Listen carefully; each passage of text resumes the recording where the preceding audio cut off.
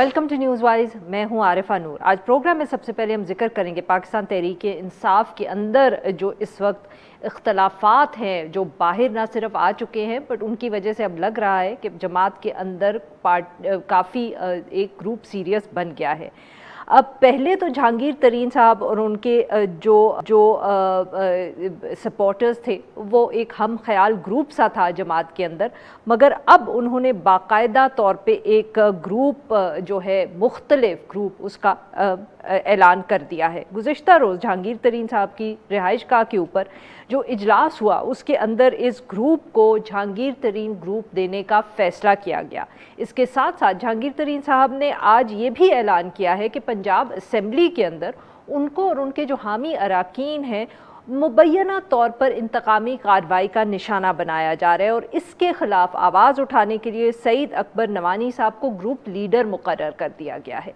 दिलचस्प बात यह है कि आज जो अपनी मीडिया से गुफ्तगू की जहांगीर तरीन साहब में, उसके अंदर उन्होंने जो हदफ बनाया वो तनकीद का, वो सिर्फ पंजाब हुकूमत को बनाया। वफाकी हुकूमत हो या ख़ुद इमरान खान साहब हों, उनके ख़िलाफ़ उन्होंने कोई सख्त बात नहीं की। जहांगीर तरीन साहब के बकौल जो पंजाब हुकूमत है वो इंतकामी कार्रवाई के तौर पर उनके जो हामी अराकीन हैं उनके ऊपर दबाव डाल रही है और मुख्तलिफ सरकारी अफसरान के तबादले किए जा रहे हैं, जिसके ख़िलाफ़ पंजाब असम्बली में अब आवाज़ उठाने के लिए ग्रुप लीडर तैनात किया गया है।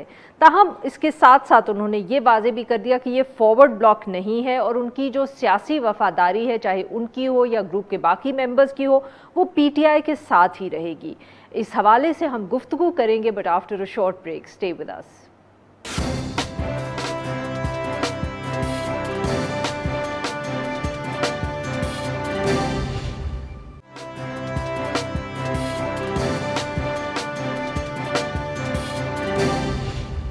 वेलकम बैक नाज़रीन। हम अब गुफ्तगू करेंगे सेनेटर फैसल जावेद खान साहब से, ये सीनियर रहनुमाए पाकिस्तान तहरीक इंसाफ के, और हम इनसे बात करेंगे जो इनकी जमात के अंदर एक फॉरवर्ड ब्लॉक बन गया है, उसने अपना नाम भी रख दिया है और वो सामने भी आ गए।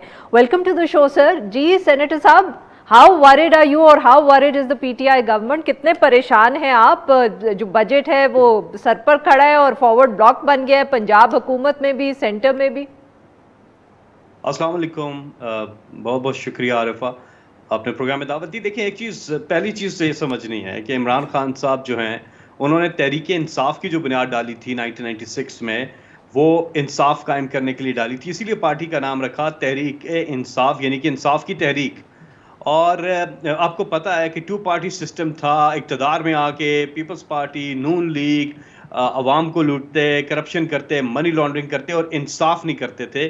तो लोगों के साथ इंसाफ करने के लिए इमरान खान ने ये पार्टी की बुनियाद डाली। नंबर वन चीज़, इमरान साहब जो हैं वो इंसाफ करते हैं और इस पर पूरा यकीन करते हैं। आज सुबह जो जहांगीर खान तरीन साहब ने प्रेस कॉन्फ्रेंस की है, और याद रखें वो प्रेस कॉन्फ्रेंस उन्होंने पेशी के बाद की है। हमारे लोग अदालतों में अगर उनकी कोई इंक्वायरी हो रही है वो पेश होते हैं, दवाई के बहाने भाग नहीं जाते हैं। अलीम खान, सब्तैन खान, आजम सवाती, बाबर सर, तो क्या तरीन साहब भी अभी आपके ही लोगों में शुमार होता है उनका? सर, जहांगीर तरीन साहब का भी आपके लोगों में ही शुमार होता है अभी तक? जी सुन लीजिए, पहले पूरी बात तो सुन लीजिए। मैं ये कह रहा हूं कि एक तो ये चीज़ है। दूसरा, जहांगीर खान साहब ने ये भी कहा आज कि उन्हें पूरा यकीन है कि इमरान खान साहब इंसाफ करेंगे।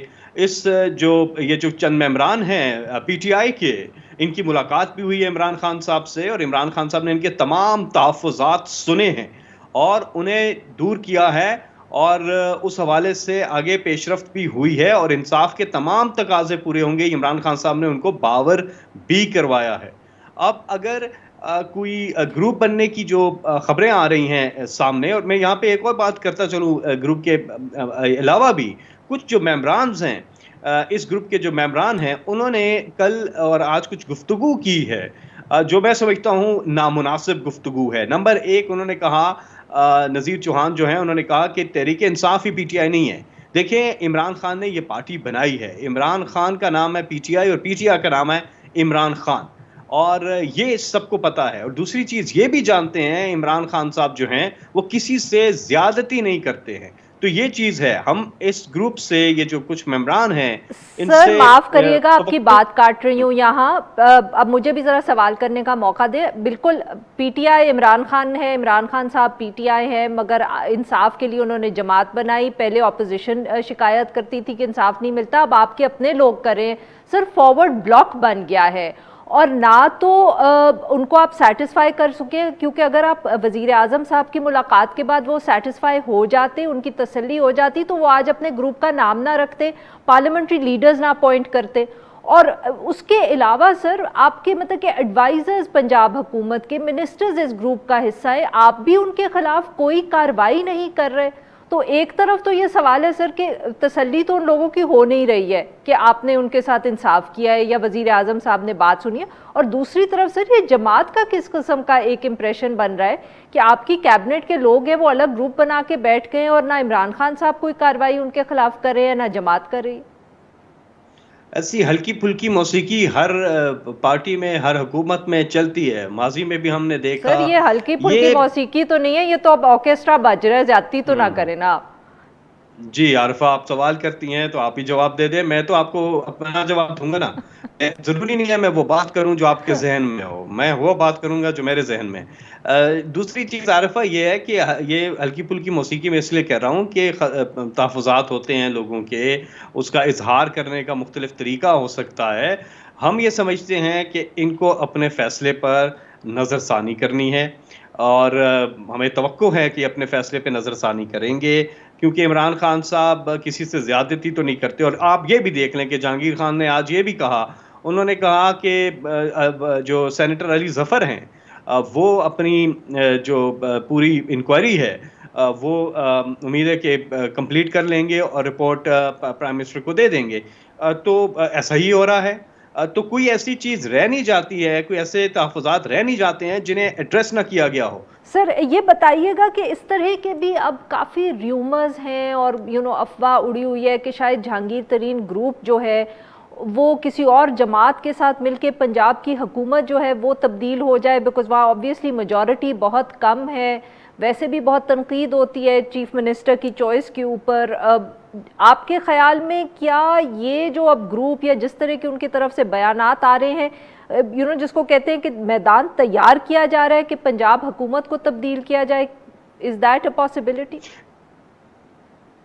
دیکھیے آج جہانگیر خان صاحب کی جو پریس کانفرنس تھی, انہوں نے تو کہا وہ پی ٹی آئی میں اور پی ٹی آئی میں ہمیشہ رہیں گے تمام کے تمام ممبرز. تو وہ تو ہمارے سامنے تو ابھی باضابطہ تو یہی چیز ہے.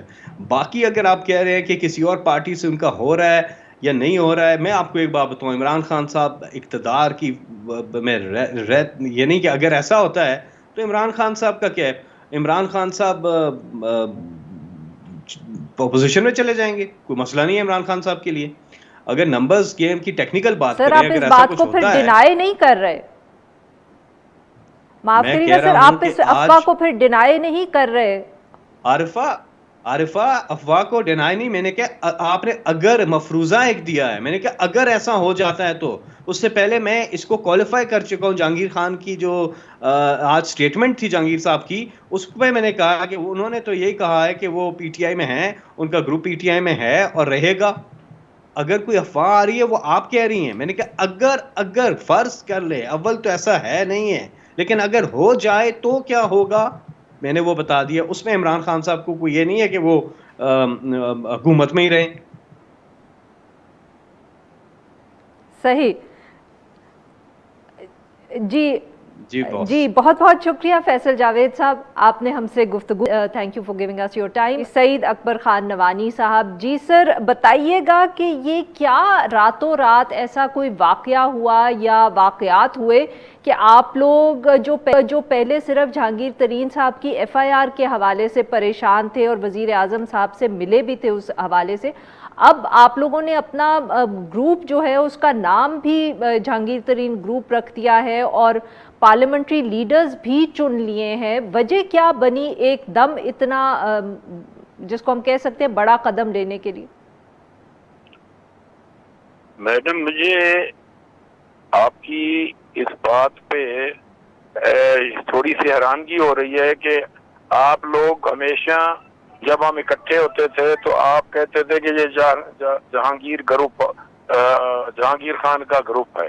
वही ग्रुप जिसको आप रोज टीवी और इस पे अनाउंस करते थे, रात सिर्फ हमने एक काम किया कि हमने इसको रीऑर्गेनाइज कर दिया। दोस्तों का ख्याल था कि हम जब आप इकट्ठे बैठे हैं और इकट्ठे हैं तो इस ग्रुप को रीऑर्गेनाइज कर लें और इसको बेहतर। सर, रीऑर्गेनाइज करने की क्या जरूरत पड़ी आपको? यही तो हम जानने की कोशिश कर रहे हैं। जरूरत इसलिए पड़ी कि जब हम इकट्ठे हैं तो इसको, जब ग्रुप भी है तो इसको एज अ ग्रुप इसको अनाउंस कर दें। सर, क्यों जरूरत पड़ी अनाउंस करने की? आप लोग तो अभी तक यही कहते रहे थे कि आप पाकिस्तान तहरीक इंसाफ का हिस्सा हैं, आपको सिर्फ अगर कोई परेशानी या खदशात हैं तो वो जहांगीर तरीन साहब की जो इंक्वायरी उन पे हो रही थी उस हवाले से हैं। अब आप लोगों ने पार्लियामेंट्री लीडर्स चुन लिए, अपना नाम अनाउंस कर दिया, कुछ ना कुछ तो हुआ होगा कि आपको ज़रूरत महसूस हुई रीऑर्गेनाइज करने की अपने आप को। नहीं, जब ग्रुप बन जाते हैं तो उसकी बेहतरी और इम्प्रूवमेंट तो होती रहती है। अगर इसमें आप समझती हैं कि ये ठीक नहीं है तो हम समझते हैं कि ये इस तरह के ग्रुप जब बनते हैं तो उनको और बेहतर करने के लिए उसको ऑर्गेनाइज किया जाता है। इसमें तो कोई नई बात नहीं है। बात भी इमरान खान साहब ने बनाई तो बाकी जमातों के खिलाफ बनाई ना, पाकिस्तान मुस्लिम लीग नवाज के या पाकिस्तान पीपल्स पार्टी के। अब आप जमात के अंदर कह रहे हैं ग्रुप है, ये किसी के तो खिलाफ बना होगा। क्या ज़रूरत महसूस हुई आप लोगों को ऑर्गेनाइज करने की? तनकीद भी आप कर रहे हैं पंजाब हुकूमत पे। मेरी मैडम गुजारिश ये है कि एक इंसिडेंट हुआ जहांगीर तरीन के साथ, हम उसको इंसिडेंट कहते हैं। उस पे हमारे दोस्तों की रिजर्वेशन थी, वो दोस्त हम आपस में इकट्ठे हो गए।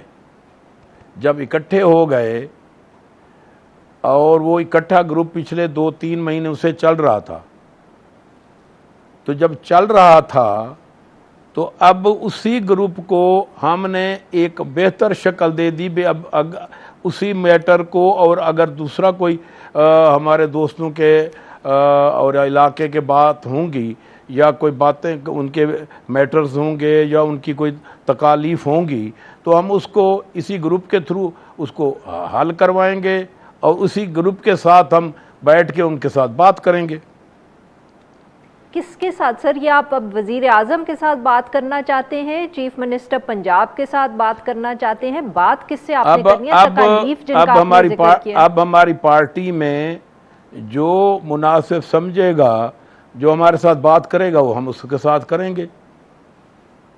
बट तकालीफ आपको किसने दी हैं जिनका आपने जिक्र किया कि तकालीफ हैं, हम उनके बारे में भी जिक्र करना चाहते हैं या बात करना चाहते हैं? चंद दोस्तों की रात को, उसमें मैं शामिल नहीं था, चंद दोस्तों की रिजर्वेशन थी उनके अपने हालात के मुताबिक। तो अब वो जब कोई इस तरह की बात आएगी तो हम उनसे बात करेंगे, जब वो बात करेंगे तो। नहीं, उनके कौन से हालात सर? कोई हल्के के मसाइल हैं या वैसे जैसे हमारे एक कहा जा रहा है कि आप लोगों के ऊपर पंजाब हुकूमत कोई कार्रवाई कर रही है आपके खिलाफ? मैडम, मैं आपको बता दूं कि हमारा ज़ाती किसी दोस्त का भी कोई मसला नहीं है, ना इंडिविजुअल कोई मसला नहीं है। हर दोस्त के अपने हलके के, अपने ज़िले के जो अवामी मसाइल होते हैं उन्हीं पे हम स्टैंड भी करते हैं, उन्हीं पे हम ग्रुप भी बनाते हैं, उन्हीं हालात को बेहतर करने के लिए और अवामी मसाइल को हल करने के लिए हमेशा ग्रुप बनते हैं। अपनी पार्टियों में भी ग्रुप बनते हैं उनको बेहतर हल कराने के लिए। सर, इल्ज़ाम लग रहा है ये आप लोगों पे कि आप लोग जो है अब या तो हुकूमत को ब्लैकमेल करेंगे या ये ग्रुप जो है आपने किसी के कहने पे बनाया है। नहीं, अगर कोई समझता है कि हम किसी को ब्लैकमेल कर रहे हैं, वो तो फिर वो उनकी सोच है, हमारी ये सोच नहीं है। हुकूमत की मेजॉरिटी बहुत कम है, आप अलग ग्रुप बना के बैठ गए हैं, आप लोग कहते हैं हमारी शिकायत है, आप फिर हुकूमत को ब्लैकमेल ही करेंगे और क्या करेंगे? नहीं, ये हमने तो ब्लैकमेल नहीं किया। हम ब्लैकमेल तब करें कि हम आप उनके सामने को मुतालबात की लिस्ट रख दें, तो फिर तो आप ये कहें। हमने तो अपने ये दोस्तों को हमने जो इकट्ठे थे उनको और बेहतर अंदाज में इकट्ठा करके अब सामने आया है ये ग्रुप। हम ना किसी को ब्लैक मेल करना चाहते हैं, ना हमारे किसी जितने भी हमारे दोस्त हैं, ना उनकी ये मेंटालिटी है कि हम किसी को ब्लैक मेल करें, ना हमारी ब्लैक मेलिंग की, ना हमारी ब्लैक मेलिंग की कोई सियासत है। हम एक छोटा सा ब्रेक, और जब हम ब्रेक आएंगे तो हम बात करेंगे कोरोना की सूरत हाल पे। स्टे विद अस।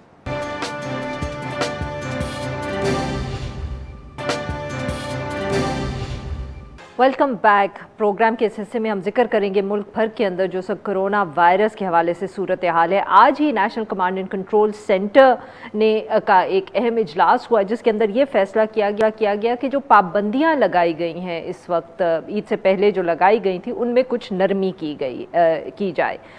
24 मई से मुल्क भर के अंदर सियाहत को खोलने का, और 5% से कम कोरोना केसेस की जो इजला शरह है इजला के अंदर, वहाँ मरहलावार स्कूल भी खोले जाएंगे।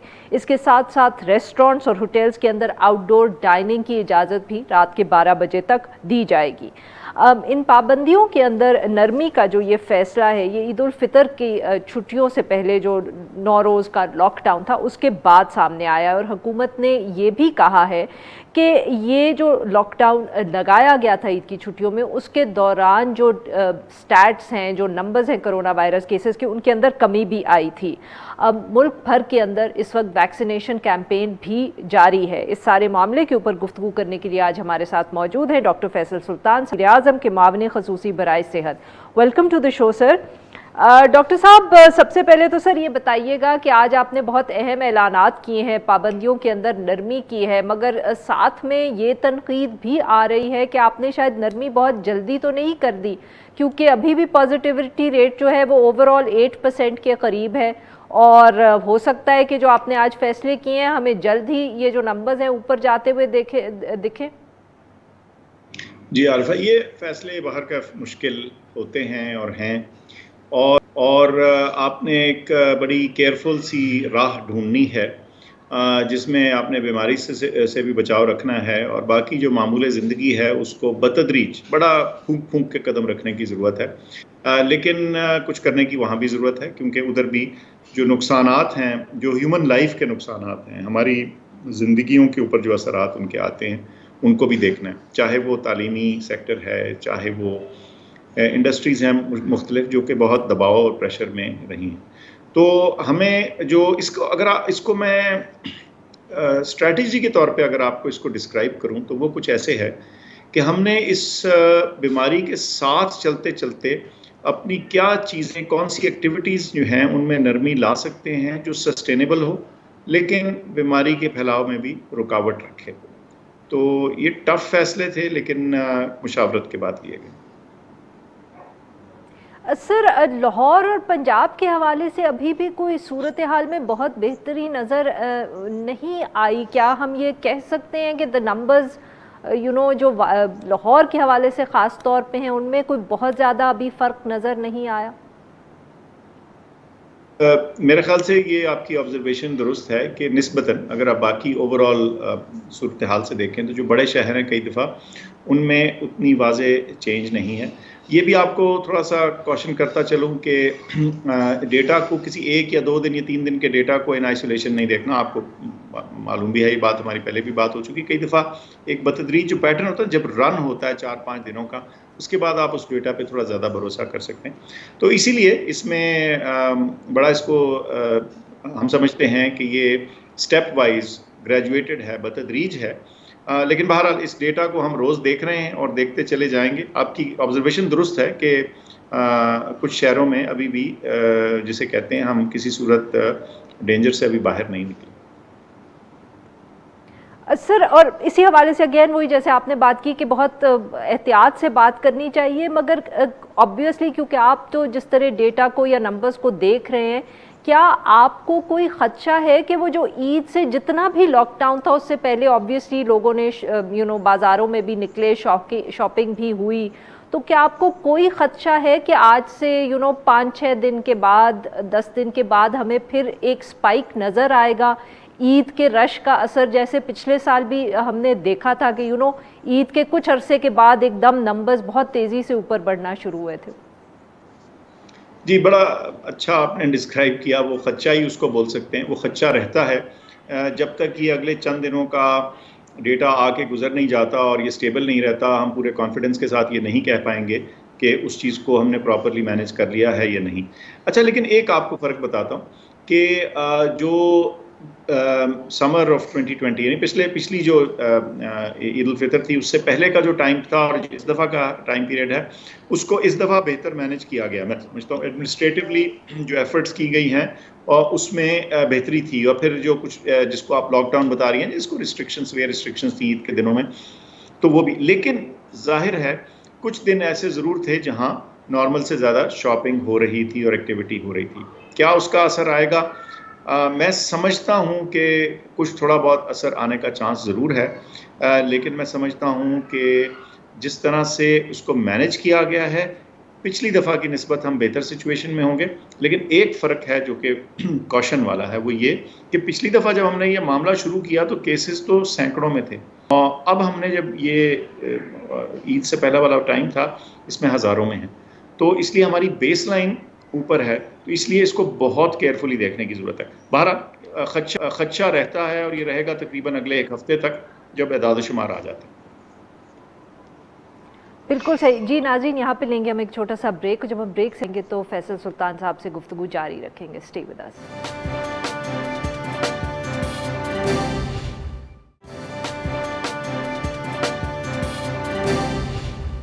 वेलकम बैक नाज़रीन। हम गुफ्तगू करें डॉक्टर फैसल सुल्तान साहब से और हम उनसे बात करें जो कोरोना वायरस की इस वक्त सूरत हाल है मुल्क के अंदर। डॉक्टर साहब, भारत की जो इस वक्त सूरत हाल है, ऑब्वियसली उसको हम यहाँ बहुत गौर से देख रहे हैं, आप लोग भी देख रहे होंगे। Sir, how certain are we, हम किस कितने अथॉरिटी से कह सकते हैं कि जो इंडियन वेरिएंट जिसको कहा जा रहा है वो अभी तक पाकिस्तान में नहीं है? आरिफा, पॉजिटिव असर्शन हमेशा बतानी आसान होती है ना। अगर आपको कोई चीज़ मिल गई हो, आपने पॉजिटिवली डिटेक्ट कर लिया हो, तो आप कह सकते हो कि हमें मिल गया। जैसे हमने बताया कि हमें B117 जो यूके वाला वेरिएंट है वो तो अब प्रिडोमिनेंट है, उसके अलावा छोटी तादाद में हमें साउथ अफ्रीकन भी नज़र आया, एक ब्राज़ीलियन भी नज़र आया। लेकिन जो आपने ना देखा उसके बारे में सिर्फ ये आप कह सकते हैं कि अभी आपकी डिटेक्शन मेथड्स के तहत जितना भी आपने ढूंढा है अभी तक आपको वो नहीं दिखा। यही इसके बारे में एक्यूरेट स्टेटमेंट हो सकता है। ये फुल कॉन्फिडेंस के साथ 220 मिलियन लोगों के मुल्क में कहना कि 100% को हमने, तो जाहिर है सारी पॉपुलेशन को तो ना टेस्ट किया ना सीक्वेंस किया, तो ये कहना नामुमकिन है कि है नहीं। तो नेगेटिव असर्शन बड़ी मुश्किल होती है, लेकिन पॉजिटिव मैं आपको बता सकता हूँ कि हमें क्लियरली डिटेक्ट नहीं हुआ अभी तक। अच्छा सर, तो फिर ये बताइएगा कि ये जो आपने भी एक इंटरव्यू के अंदर ये जिक्र किया, यूएई से भी यही खबर आई है कि जो सीनियर सिटीजन्स हैं, शहरी हैं, उनको एक बूस्टर शॉट साइनोफार्म की देने का वहाँ तो मेरे ख्याल में फ़ैसला हो गया है।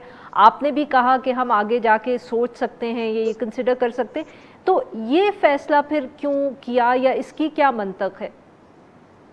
अच्छा, मैं आपको बताऊं, मुझे उस न्यूज़ में कोट ठीक किया गया, लेकिन जो हेडलाइन थी ना वो थोड़ी उस चीज़ की पूरी तरह अक्कासी शायद नहीं कर रही थी जो मैंने कहा। मुझसे उन्होंने पूछा कि जी वो यूएई में कर रहे हैं, मैंने कहा जी हाँ, उसकी क्या वजह है? मैंने उनको कहा जी वो अपना डेटा एनालाइज करके उसको फाइन ट्यून कर रहे हैं अपनी वैक्सीनेशन को। तो फिर था कि क्या आप भी कभी करेंगे? मैंने कहा फ्यूचर में हर तरह की चीज़ देखी जा सकती है, अपने आप प्लान को, वैक्सीनेशन प्लान को फाइन ट्यून कर सकते हैं, लेकिन इस वक्त एज वी स्टैंड टुडे कोई वजह नहीं कि हम तीसरी डोज लगाएं। मैं बिल्कुल क्लियरली कह रहा हूँ, एज वी स्टैंड टुडे कोई वजह नहीं कि हम तीसरी डोज लगाएं। उसकी वजह यह है कि एंटीबॉडीज़ को मेजर करके उसकी बेसिस के ऊपर वैक्सीनेशन की तीसरी डोज लगाना इसलिए मुनासिब नहीं at this point, simply because जो वैक्सीन है उसकी अफादियत जब चेक की जाती है तो वो एंटीबॉडीज़ के लेवल पे नहीं की जाती। जो ओरिजिनल ट्रायल होता है उसमें आपने आधे लोगों को वैक्सीन लगाई होती है, आधे लोगों को प्लेसिबो लगाया होता है। अगर आप देखते हैं कि दोनों ग्रुप्स में बीमारी का होना, शदीद बीमारी का होना, हॉस्पिटलाइजेशन और डेथ्स की रेशो क्या है, और उन दोनों को कंपेयर करके आप वैक्सीन की एफिकेसी निकालते हैं। अब इसमें एंटीबॉडीज़ का कहीं जिक्र नहीं।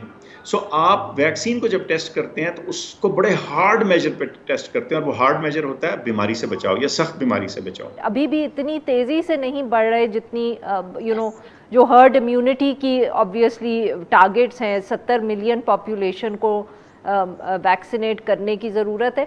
पर सर कोई तो बेंचमार्क आपने भी सेट किया होगा कि अगले महीने 2 के अंदर कितनी कोई ख़ास तौर पे जो बड़े शहर हैं कितनी पॉपुलेशन अगर हम वैक्सीनेट कर पाते हैं तो उससे हर्ड इम्यूनिटी तो नहीं पर एटलीस्ट नंबर्स पे इतना फ़र्क पड़ जाए कि हमें फिर दोबारा लॉकडाउन या इस तरह के ख़तरात या खदशात के हेल्थ सिस्टम जो है वो ट्रिप हो जाएगा, we can stop maybe worrying about those.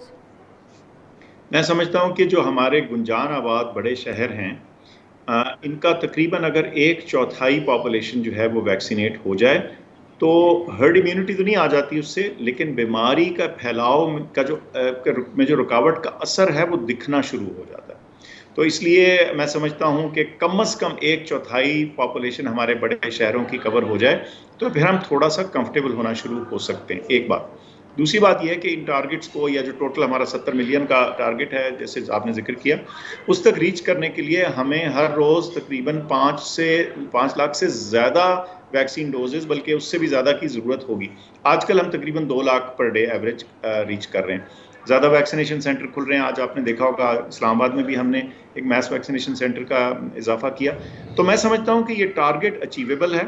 हमें अब तक रुकावट जनरली ये थी कि हमारे पास वैक्सीन की सप्लाई उतनी वाफिर नहीं थी, लेकिन वो भी इम्प्रूव कर रही है। तो मैं समझता हूँ कि ये डुएबल है और इंशाल्लाह होकर रहेगा। तो सर ये बताइएगा कि जो क्वार्टर का आपने जिक्र किया, वेरी क्विकली ये बताइए कि ये आप कब तक देख रहे हैं कि हो जाएगा कराची, लाहौर, पेशावर जैसे शहरों के अंदर कि हम क्वार्टर पॉपुलेशन को जो है वो वैक्सीनेट कर लें?